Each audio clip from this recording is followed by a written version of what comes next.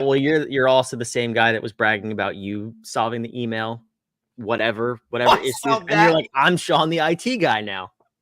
I'm the IT guy. Don't tell me what notes I can play. I figured it out. Yeah, so I was assuming you could figure out the default settings of a mic and speakers. I'll figure it out. It's going to take me. The thing is, it's going to take me 3 hours. And is that a good allocation of my time? Or is this something that falls below the line that someone else much younger and more savvy with these things could be doing? Brandon, what say you? I say your boys who are under the age of 10 could both figure that out. And you should delegate to them. Quite sure Massimo could figure that out and reconstruct some other stuff. There'd be Legos involved in the solution. But he probably, as there should be. He can figure it out. Let's do this thing. Welcome back to The Ether, the show that disrupts the way you think about running your business. Join me, Brandon, and my co-host, Sean Delaney, the creator of What If, on today's episode. Our goal is to provide context around what we talk about so you have the clarity to cut through the noise and the confidence to grow and run a truly harmonious business. Let's jump in and take the next step to achieving business freedom.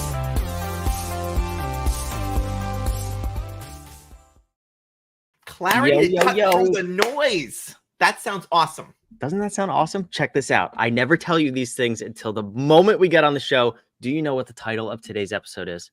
I know you have access to it. It's on your screen.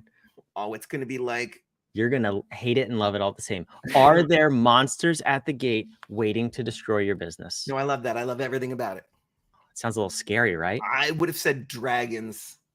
You know, I was going to go with dragons because we did promise the people in the last episode, we're talking about moats and castles and armies and knights. We use that. I went with monsters, though. I messed up. Always, we have a spirit of continuous improvement here, Brandon. So we do. All right, we'll get it next time. We do. But what are we talking about? Monsters in business doesn't sound appropriate. We did have an episode on Monsters Inc., though, but that's not what this is. Lay the foundation of what we're talking about today. We are talking about the 10th and final, not the least important, but the 10th and final element of, or discipline, I should say, of the harmonious business architecture. It is RAD, risk and defense. And what this is solving that pernicious feeling that we are being hunted by things, because we are. As soon as you build this beautiful kingdom that you were laying out here, your business, wolves are coming. The bigger and more beautiful the prize that you have built, trust me, your competition is looking at you. Governments are looking at you. Eyeballs are looking at you. And you now feel this need. So this is that one of those fears of the 4 buckets of fears that are out there. One of them is I have fears of external things. So that bucket includes your competition's coming after you. Marketplace dynamics might change. There are things that could shift. They're out of your control. Legal ramifications, insurance requirements, regulatory compliance requirements. These are things that you cannot control, but are hunting you 24/7 and are activating your fight or flight mechanisms and making you feel anxious in your business. This is something that can really wear you down over time if you don't know how to solve for it. And I don't want you, much as Brandon was advising me earlier, he wasn't, but much as Brandon was advising me to fix all my own IT things by doing all the research, I don't want you solving for many of these things because you're not an expert in it. I know you're not an expert in it because you're not an expert in it. You shouldn't be an expert in it. These are... So I'll take it one step further. I'm a lawyer. I don't lead with that. Brandon, we don't talk about that a lot because we don't want to, because I want people to grow to hate me, not hate me right off the bat. So I am a recovering lawyer. I try not to practice, but even I don't want to deal with the legal stuff because I'm too close to what we're doing here. I'd rather outsource it and then be able to kick the tires on it later. So even I am not trying to say, let me handle all of our legal stuff. So I don't want you doing it. I don't want you doing all the research, spending 111 hours trying to figure out what kind of insurance you need to keep yourself safe when there are people who do that for a living and they could be good partners for you. And so let's talk about this more. So we have 3 things.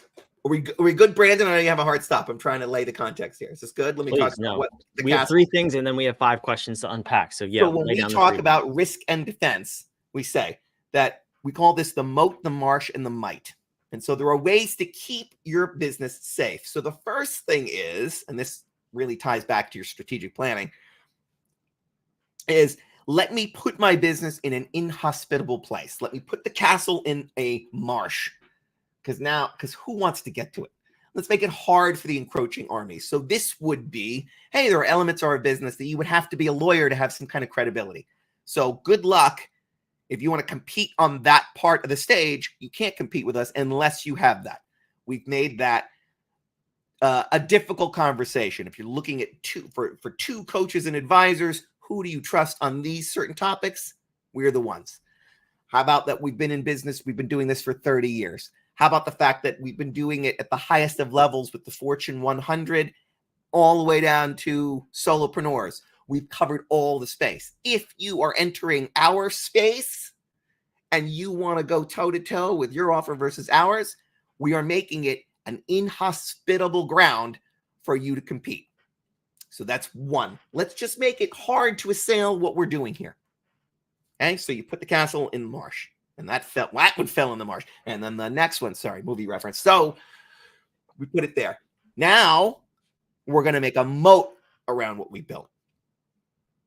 This is things like trademarks, patents, copyright protections. Like, let's make it really hard to assail the core of what we're doing here. And then the next thing is they're in the walls. What do we do once the walls have been breached? Well, now we have the might. We have our knights in shining armor. This is your lawyer. This is your accountant. This is your insurance broker. This is any of the advisors on those external things that are requirements of you, but have nothing to do with how you deliver value to the world.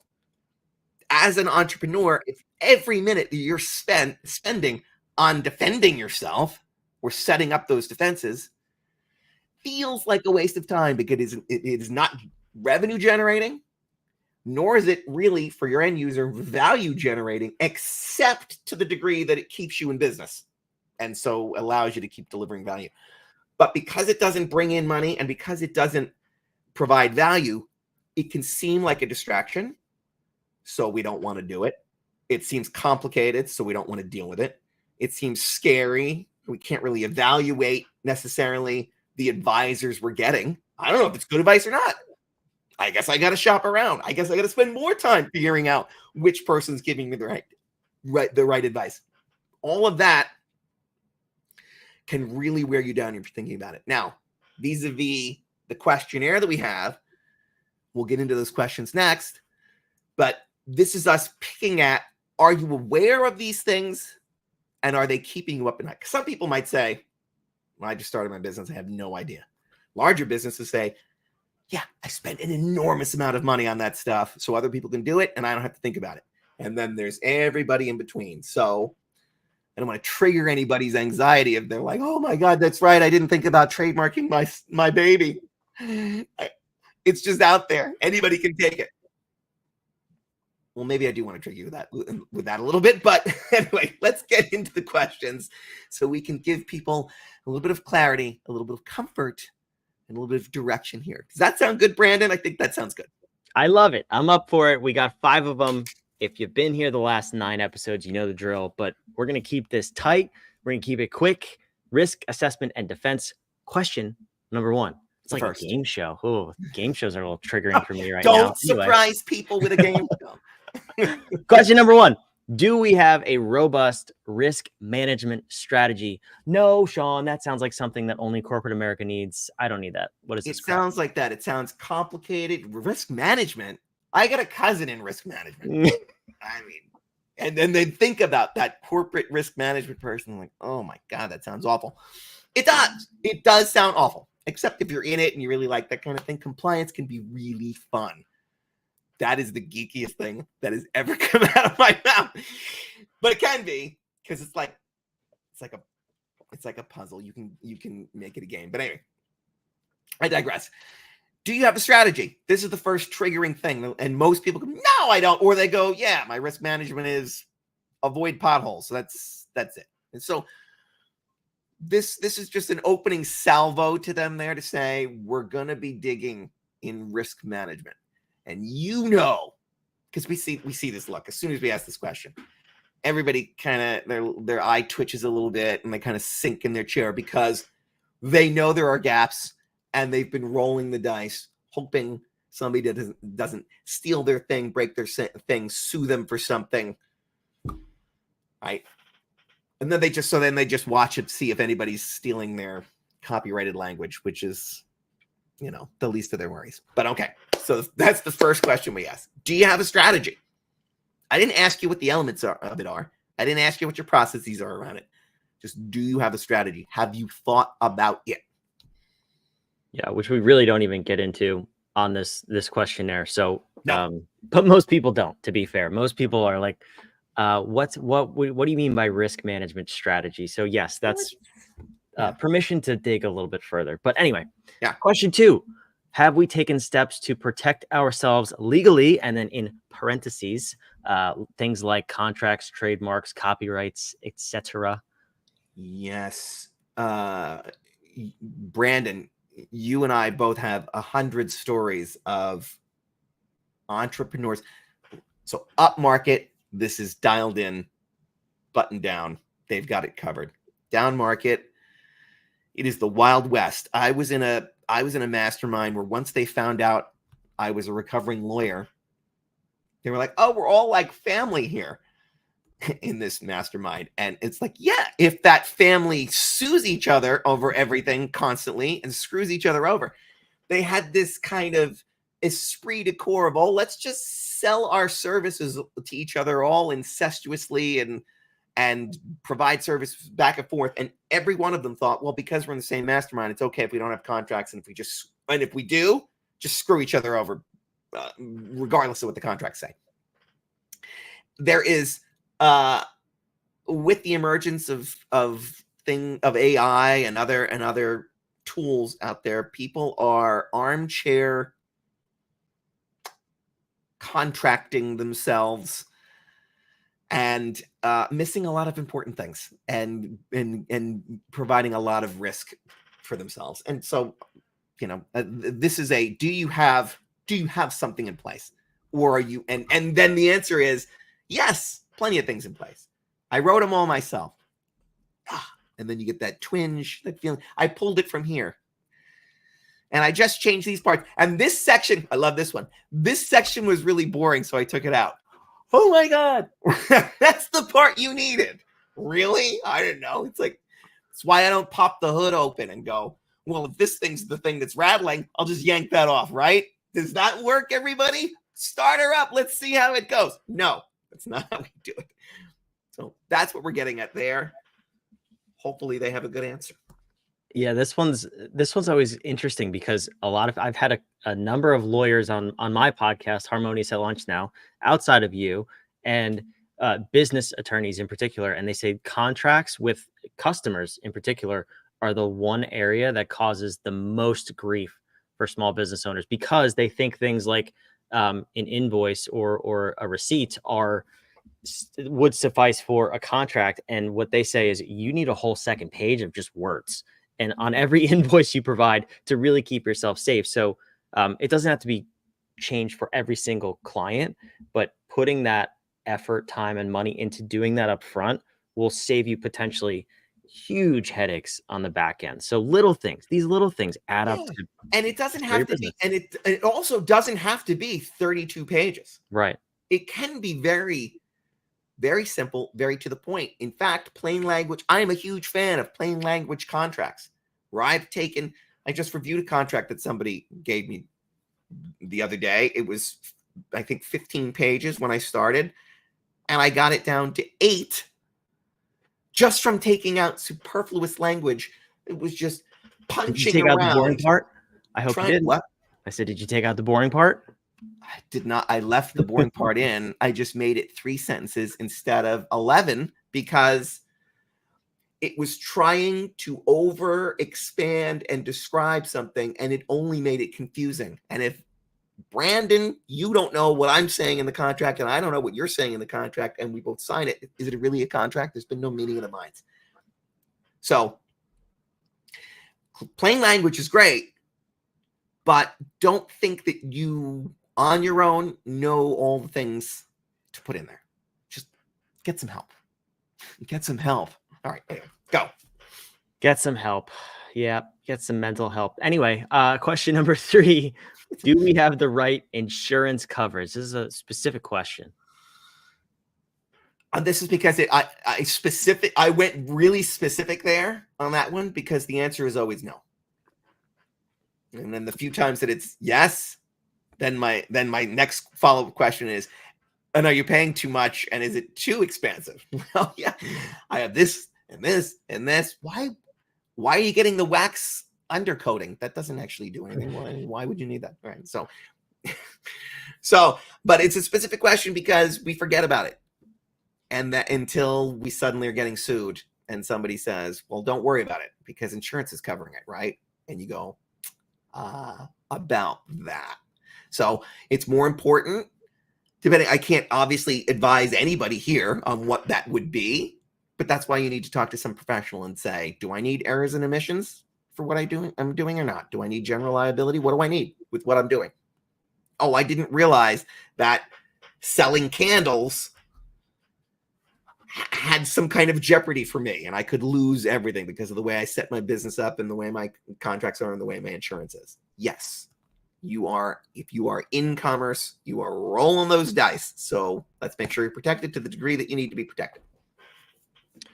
Yeah, that's one of the first 2 things that I outsourced immediately when I started my last business, accounting and insurance, because I didn't want to know anything about them.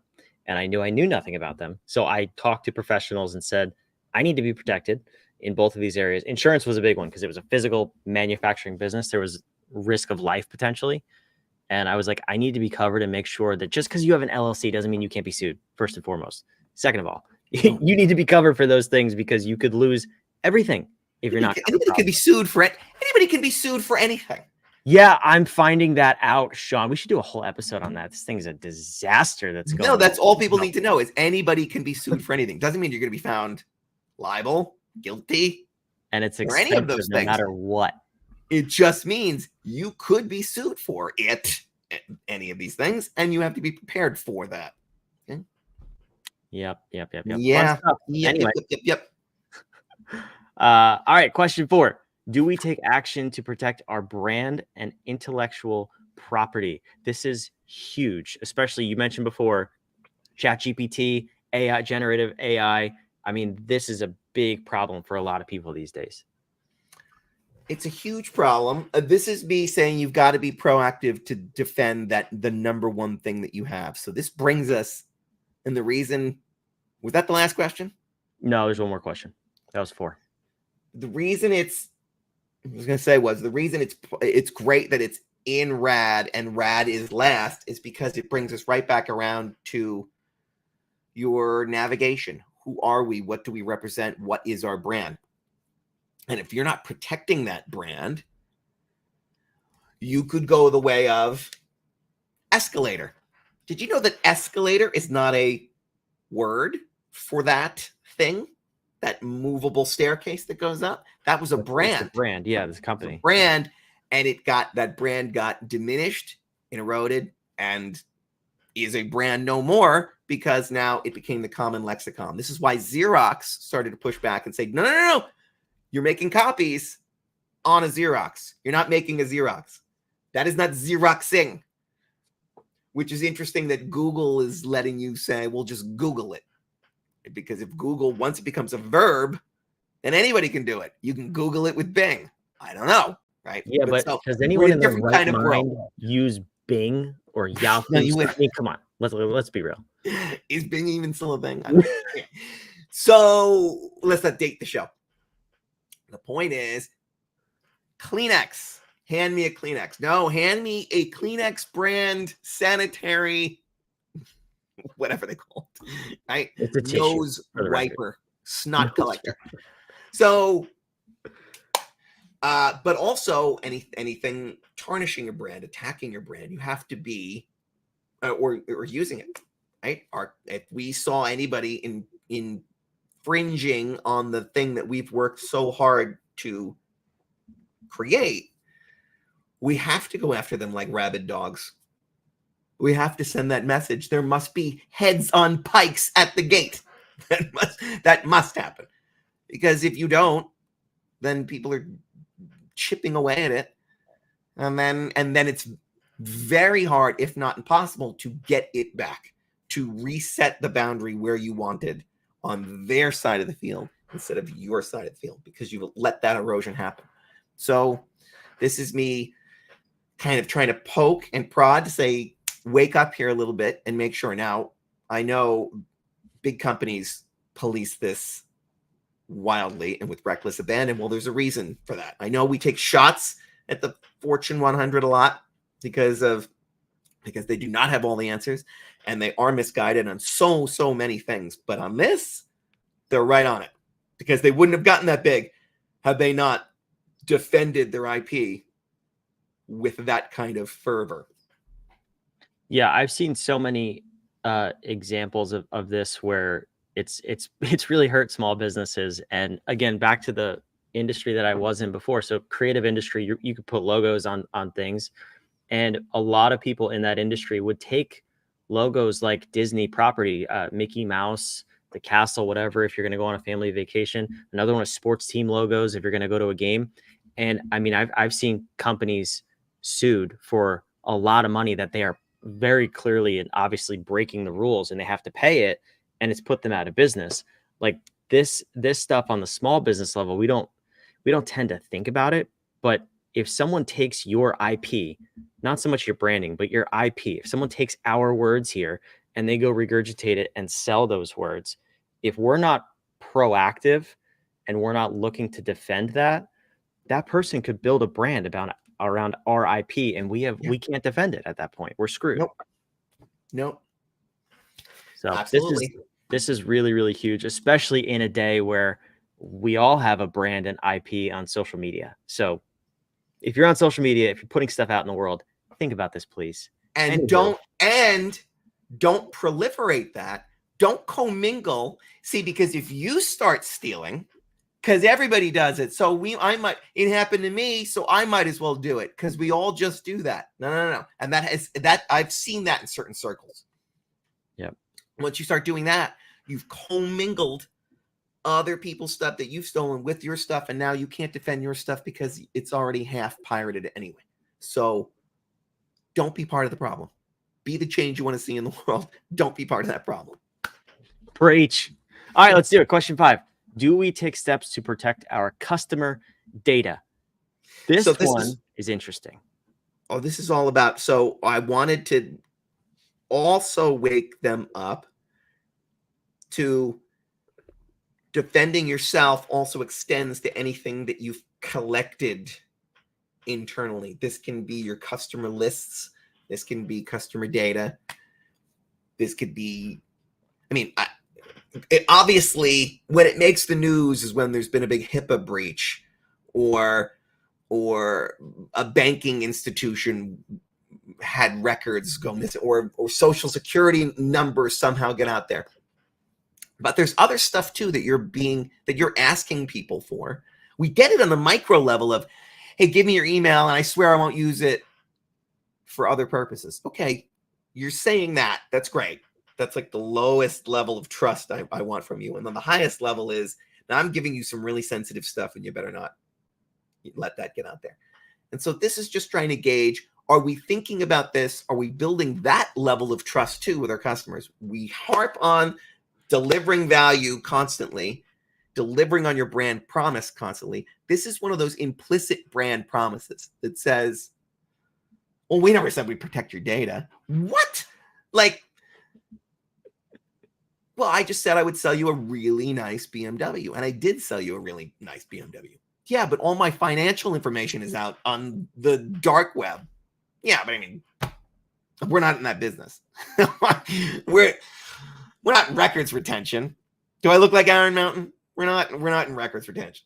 we just sell BMWs. No, that is part of the brand promise. It's implicit. It's baked in there that any information I give you is going to be protected by you.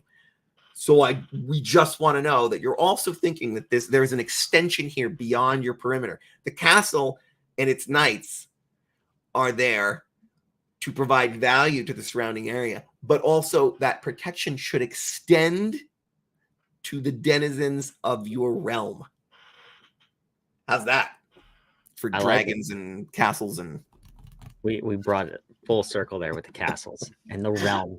Great. This one to me is interesting though, because a lot of people, they tend to overlook this because most of us are using third-party software like Stripe to collect credit card payments, whatever your CRM is, MailChimp to hold emails, and we don't think that we have to worry about it because someone else manages it. I actually had an interesting situation. I was using a software program one time, and this glitch was found out. I don't know by who, but they brought it to that company's attention, where basically if you typed in the URL, so let's just use ours, so whatif.com/customer name, and you could, these were just companies that you could pick out of thin air. Basically, you could find all of that company's data and look into any other company who is using this software, all of their customer data, invoices, addresses, phone numbers, emails. You couldn't find credit card information, thank God, but you have everything else. And you could go either pluck clients from other companies because you had that data, or you could steal that person's information and sell it to the dark web, do whatever you want with it. That's a very real situation where a company who said their brand promise was to protect customer data wasn't. And you should be thinking about this. You should make sure that the platforms you're using are fully secure, because those customers were pissed that happened. No, people are. So it is a job to be done by your company to protect your client's data. It's not an obvious one, or it's so obvious you don't think about it, but you're outsourcing when you have let's use Stripe as an example, because you brought it up. When you have Stripe processing those payments, you are outsourcing the job of protecting customer data. Yep. It is a job that exists. Whether you see that it's there or not, that is one of those processes that your company needs, right? And so, and if you're in a business where you're going to need a chief privacy officer because of the nature of the business that you're in and the information you're collecting, then you need to know that, and you need to have that person in place, and not just say that you have a chief information officer. I'm speaking specifically to no one, but I've worked with a company where they just kind of fudge that. I'm like, who's this person who's the chief information security officer? His resume is really impressive. It's like, oh, I knew him. Like, I met him at a conference 20 years ago. He agreed I could use his name. Oh God. We're rolling the dice here, people. Come on. Double sixes. I don't know. Is that a good roll? I don't gamble. Idea. Either way, I don't gamble. I think we displayed the importance of a marsh, a moat, and might today. And I don't know if there's monsters at the gate. You have at least 5 questions to ask to figure out where they're coming from and if they're really going to get you. Beautiful. And that's it. Obviously, we ask a lot more questions after that, but those are the ones that sort of put a crack into the conversation so we can sort of dig in further. It's a beautiful thing. It is just one of the 10 disciplines that we ask questions around. Take this diagnostic. It is free. It only takes 5 minutes. It gives you incredible clarity on what the hidden elements that might be holding your business back or about to bite it in the ass. Does your business have an ass? If so, it's exposed and it might get bit. I don't know what we're talking about anymore. Take the bad. Brandon, are we done? I got nothing else to add. See